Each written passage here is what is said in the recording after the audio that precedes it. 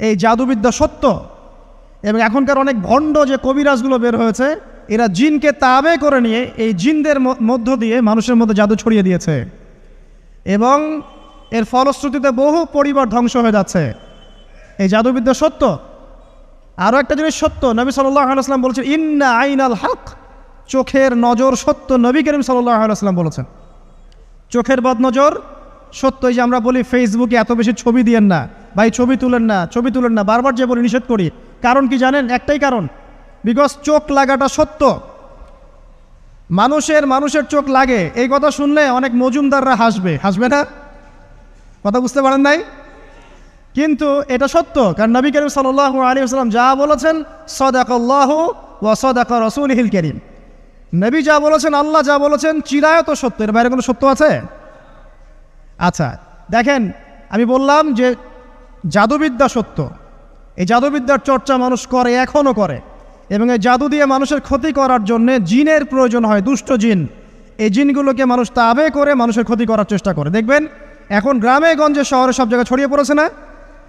দেখবেন, খুব সতর্ক থাকবেন। আমি পরে সলিউশন বলছি আপনাদেরকে। আরেকটা বলেছি, নবী সাল্লাল্লাহু আলাইহি ওয়াসাল্লাম বলেছেন চোখের বদনজর এমন সত্য যে একটা উটকে এই রান্নার ডেকচির মধ্যে ঢুকাই ফেলতে পারে। আর একটা উট খুব সুন্দর ভালো, আপনি দেখছেন মাশাআল্লাহ বলেন নাই, নজর লেগেছে, উটটা মারা গেছে দেন, তারপর তাকে জবাই করে খেয়ে ফেলতে হয়েছে। একজন সাহাবী গোসল করছিলেন, গোসল, এটা হাদিস সহিহ, এই যে আলেম ওলামা যারা আছেন তারা জানেন যে এই হাদিস সহিহ। একজন সাহাবী গোসল করছেন, তার গায়ের চামড়াটা খুব সুন্দর ছিল, একদম স্কিনটা অনেক সুন্দর থাকে না এমন কিছু মানুষ? আচ্ছা, এখন আরেকজন সাহাবী এই গোসল দেখছেন দূর থেকে, দেখে বলছেন যে কি চমৎকার তার শরীরের রংটা, যেন কুমারী নারীর মতো, অনেকটা এমন একটা কথা তিনি বলেছিলেন। সাথে সাথে এই সাহাবী অজ্ঞান হয়ে পড়ে গেছে। কোন সাহাবী? যিনি গোসল করছিলেন। এখন এটার আপনি কোনো ব্যাখ্যা দিতে পারবেন না তো, এখানে কোনো সায়েন্স দিয়ে বা মেডিকেল সায়েন্স দিয়ে আপনি কোনো ব্যাখ্যা করতে পারবেন না। একটা ব্যাখ্যা দিতে পারেন, কিন্তু কেন সেটা হলো সেটা আপনি অ্যান্সার খুঁজে পাবেন না। তো নবী সাল্লাল্লাহু আলাইহি ওয়াসাল্লামের কাছে নিয়ে যাওয়া হলো তাকে। তিনি বললেন যে এই ব্যক্তির ব্যাপারে কি কেউ ভালো মন্দ কিছু বলেছিল? তখন একজন সাহাবী বললেন হ্যাঁ, অমুকে বলেছে এর স্কিনটা অনেক সুন্দর, তো ওকে ডেকে নিয়ে আসুন। ওকে ডেকে আনা হলো। ডেকে আনার পর নবীজি তাকে অনেক শাসালেন, তোমরা তোমাদের ভাইদেরকে কি মেরে ফেলতে চাও? তখন এই সাহাবী তো অবাক, আমি আবার কখন মারতে চাইলাম ইয়া রাসূলুল্লাহ? আমি তো মারতে চাই নাই, আমি তো খালি বলেছি যে তার গায়ের রংটা অনেক সুন্দর। তখন তিনি বললেন কেন তুমি সুবহানাল্লাহ বললে না, কেন তুমি মাশাআল্লাহ বললে না? যখন মাশাআল্লাহ বলবেন, সুবহানাল্লাহ বলবেন, নজরটা লাগবে না। আর যখন আপনি মাশাআল্লাহ বলবেন না, সুবহানাল্লাহ বলবেন না, দেখবেন নজর লেগে গেছে। আপনি বিশ্বাস করেন ব্যবসা খুব ভালো চলছে, মানুষ বলল যে বাহ তোর তো ব্যবসা হেভি, লালে লাল শাহজালাল, ঠিক আছে, দেখবেন আপনার কেনা বেচা বন্ধ হয়ে গেছে। এরকম হবে, আমার কথাটা বিশ্বাস করেন। এটা কিন্তু সায়েন্স প্রমাণ করতে পারবেন না, আল্লাহ এবং তার রাসূল বলেছেন, তার উপরে কোনো সত্য নেই। আছে সূরা কাহফ 29 নম্বর আয়াত পড়ে দেখেন, আল্লাহ পাক বলছেন ওয়াকুলিল হাক্কু মির রাব্বিকুম, সত্য সেটাই যা তোমার রবের পক্ষ থেকে আসে। ফামান শাআ ফালইউমিন, যার ইচ্ছা হয় বিশ্বাস করুক, ওয়ামান শাআ ফালইয়াকফুর, যার ইচ্ছা হয় সে অস্বীকার করুক। এই কারণে আমরা বলি ফেসবুকে এত বেশি ছবি দেওয়া, এই আই ওয়াশ করা, এই যে শোডাউন করা, হ্যাঁ ইসলামের কিছু কাজ করলেন একদম মানুষকে না দেখাইতে পারলে ঘুম হচ্ছে না, এগুলো বন্ধ করেন, এগুলো বন্ধ করে দেন আল্লাহর ওয়াস্তে। অফলাইনে কাজ করেন, নিজেকে গোপন করার চেষ্টা করেন। যত বেশি মানুষের কাছে নিজেকে এক্সপোজ করবেন, কাজের বরকত কমে যাবে, কাজের বরকত কমে যাবে, চোখ লাগবে, নজর লাগবে। এবং চোখ লাগা বদ নজরে বহু আলেম আস্তে আস্তে মাঠ থেকে মাইনাস হয়ে গেছে না? যায় নাই? এখন কি আলেমদের সংখ্যা বেশি না কম? যত দিন যাবে আলেমের সংখ্যা আরও কমে যাবে। নবীজি বলেছেন আলেমদের সংখ্যা কমতে থাকবে, মানুষ জাহেলদেরকে আলেম বানিয়ে নেবে। তো প্রিয় ভাইরা, জাদুবিদ্যা সত্য, চোখের বদনজর সত্য, রাতের এই অনিষ্টগুলো সত্য, রাতের বেলা অনেক ক্ষতি আছে। এই জন্য নবীজি বলছেন বাচ্চাদেরকে বাইরে বের করো না, এবং তোমরাও রাত যখন গভীর হবে তখন এদিক ওদিক ঘোরাফেরা করো না। দেখবেন রাত যত গভীর হয় আমাদের শহরগুলো তত জীবিত হয়, তাই না? তাই না? রাত যত গভীর হচ্ছে শহর তত জীবিত হয়। চায়ের দোকানে আড্ডা বেশি, ওই সিনেমা দেখছে, টিভি দেখছে, ক্যারাম খেলছে, লুডো খেলছে, ঘুম নাই। ঘুম কখন? ফজরের আগে আগে। ফজরের নামাজ কিন্তু নাই, ফজরের ঠিক আগে আগে, আবার ওই যে জোহরের নামাজের সঙ্গে উঠতেছে। এখন আমাকে বলেন এরকম জেনারেশনকে দিয়ে কি আসলে ইসলামের কোনো খেদমত হবে? আচ্ছা, নবীজি রাতের বেলা আর্লি ঘুমাতেন, আল্লাহ পাক আমাদের সবাইকে তাড়াতাড়ি ঘুমানোর তৌফিক দান করুন। হ্যাঁ, আপনি ইলম চর্চা করলে রাত জেগে থাকতে পারেন, আপনি যদি জ্ঞান চর্চা করেন রাত জাগতে পারেন, আপনি কোনো গবেষণা করছেন, নামাজ পড়ছেন বা কোরআন হিফজ করছেন, আপনি রাতের আর্লি উঠবেন, এটা আলাদা বিষয়। কিন্তু কমনভাবে আমাদের এই যে ফেসবুক, ইউটিউবিং ইত্যাদিতে আমরা লিপ্ত থাকি, সারা রাতটা কাটাই আড্ডাবাজি করে, এগুলো বন্ধ করতে হবে।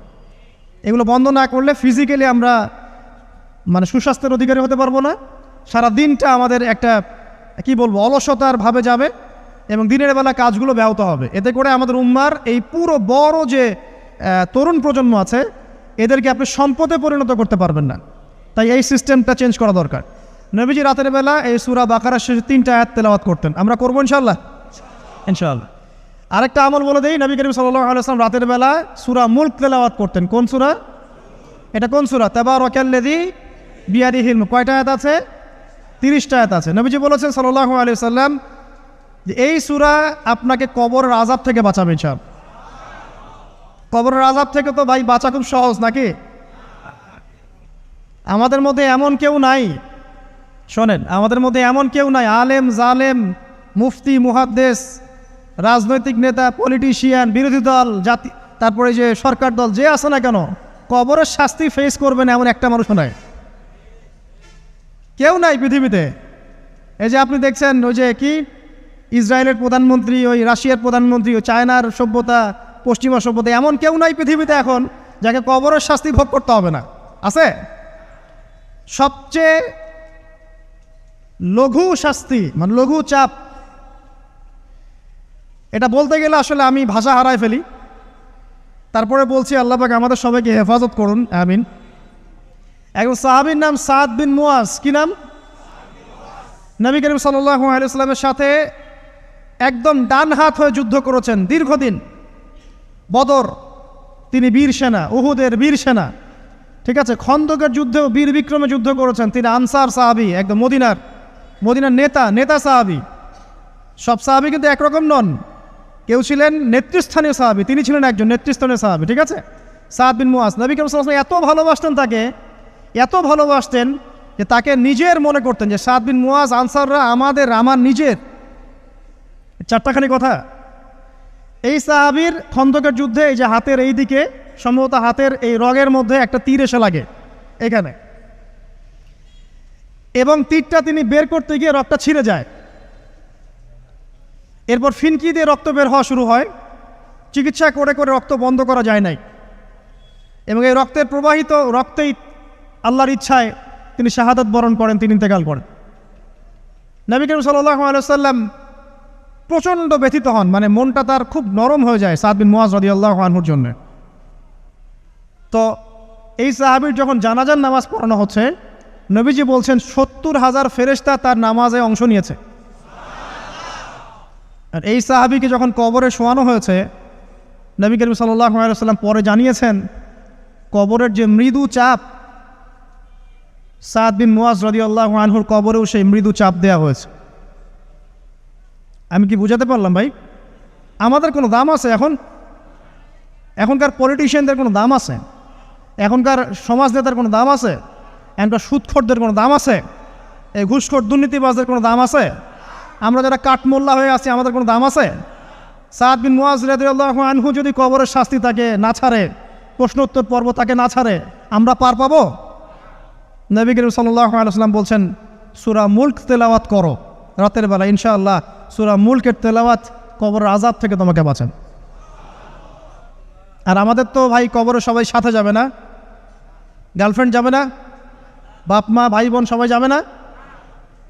একজন ব্যক্তি সুদ খাচ্ছে, জিজ্ঞাসা করে দেখেন কেন খায়, বলবে তার সন্তানের জন্য খায়, তার বউয়ের জন্য খায়, তার মা বাবাকে দেখতে হবে তাই খায়, তাই না? একজন ব্যক্তি ঘুষ খায়, বলবে আমার পরিবারের জন্য খাই।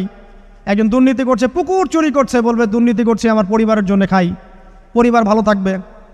সবার একই এক্সকিউজ যে পরিবার যেন ভালো থাকে, আমার সন্তানরা যেন ভালো থাকে, আগামী প্রজন্মের জন্য কিছু রেখে যেতে পারি, তাই না? এরকম একটা মানুষও কি আপনার সাথে কবরে যাবে? আরে এই বোকা মানুষ কেন বোঝে না যে আপনার কবরে আপনাকেই যেতে হবে? তাহলে আপনি কি কারণে অন্যের কারণে নিজের পরকাল নষ্ট করছেন? অন্যের সুখের জন্য আপনি আপনার পরকাল নষ্ট করছেন। সুদ খাচ্ছেন, দিব্যি মায়ের সাথে জেনা করছেন। আপনাদের এলাকায় নাকি সুদের সমস্যা অনেক বেশি। কয়েকটা হাদিস বলে দেই, আমি ওদেরকে আক্রমণ করতে আসি নাই, আমি শুধু তাদেরকে 3টে হাদিস শোনাতে এসেছি। 1 নম্বর হাদিস শোনেন। আল্লাহ নবী মুহাম্মদ সাল্লাল্লাহু আলাইহি ওয়াসাল্লাম বলেছেন, সুদের পাপের 73টা শাখা আছে। কয়টা? কোনো হাদিসে 70টাও আছে, কোনো হাদিসে 73টা আছে। বলছেন যে সবচেয়ে নিচের শাখাটা হচ্ছে, সুদের পাপের সবচেয়ে নিচের শাখা হচ্ছে যে যেন কোনো ব্যক্তি তার মাকে রেপ করলো, তার মাকে ধর্ষণ করলো। 1 দিরহাম যে ব্যক্তি সুদ খায়, সহিহ বুখারীতে আরেকটা হাদিস এসেছে, সে যেন 36টা মেয়েকে ধর্ষণ করল। আর আমি একটা কথা বানায় বলছি না, যদি বিশ্বাস না হয় কওমি মাদ্রাসা আছে, আলেম ওলামা আছে, গিয়ে বুখারী খুলতে বলেন, পড়তে বলেন, খালি একবার পড়তে বলেন, দেখেন যদি না থাকে তাহলে আমাকে এর সাথে থাপ্পড় দিয়ে যায়। যদি না থাকে হাদিস এটা, তাহলে আমার গালে একটা থাপ্পড় দিয়ে যায়। আর যদি থাকে তাহলে আল্লাহর রাস্তায় সুদ খাওয়া ছেড়ে দেন। কোনটা করবেন? চ্যালেঞ্জ করবেন? নবীজি বলেছেন, 1টা দিরহাম যে ব্যক্তি সুদ খায়, দিরহাম মানে কি? রৌপ্য মুদ্রা। এটা এখন দেখতে পারবেন না, জাদুঘরে আছে।